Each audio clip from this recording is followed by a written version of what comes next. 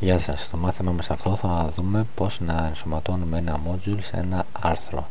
Στο παράδειγμά μας θα ενσωματώσουμε το module πρόσφατες δημοσιεύσεις που βλέπουμε εδώ πέρα σε μια ειδική θέση του template σε ένα άρθρο το οποίο θα εμφανίζουμε στην αρχική μας σελίδα. Από το σύστημα διαχείρισης του Joomla θα πάμε στο μενού Extensions και στην επιλογή Module Manager. Το module πρόσφατες δημοσιεύσεις είναι ενεργοποιημένο στην θέση Content Top B. Δεν θέλουμε να το πειράξουμε, απλά εμείς θα κάνουμε μια αντιγραφή του.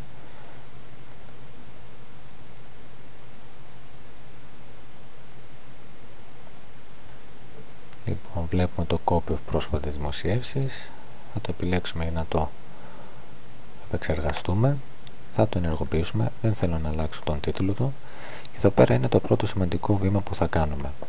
Δεν θα ορίσουμε ως θέση, ως position του module μας μία από τις ορισμένες θέσεις για το συγκεκριμένο template, αλλά εφόσον κλικάρουμε στο πλαίσιο κειμένου θα γράψουμε μία θέση η οποία δεν υπάρχει. Παράδειγμα χάρη η θέση user 100 και θα το αποθηκεύσουμε.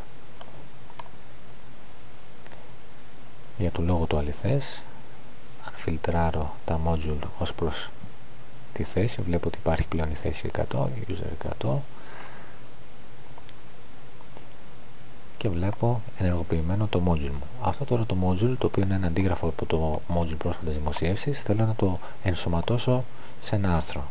Θα πάω λοιπόν στον διαχειριστή των άρθρων και θα δημιουργήσω ένα νέο άρθρο πατώντας το εικονίδιο New.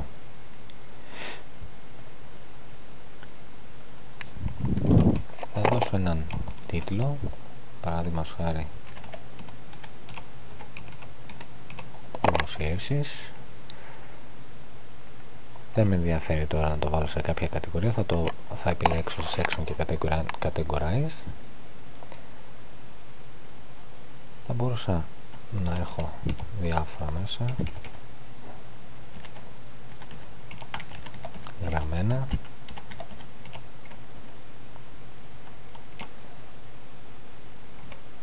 και τώρα έρχομαι στο σημαντικό κομμάτι, την εντολή η οποία θα ενσωματώσει το module στο άρθρο μου. Θα ανοίξω το άγκιστρο και θα γράψω load position user 100. Η εντολή λοιπόν είναι το load position και ακολουθείται από το position στο οποίο έχω ορίσει να εμφανίζεται το module που θέλω να ενσωματωθεί.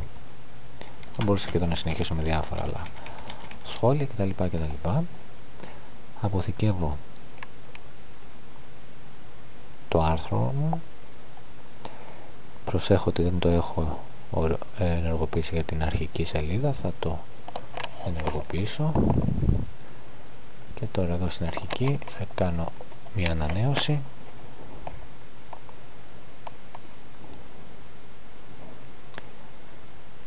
και περιμένω να δω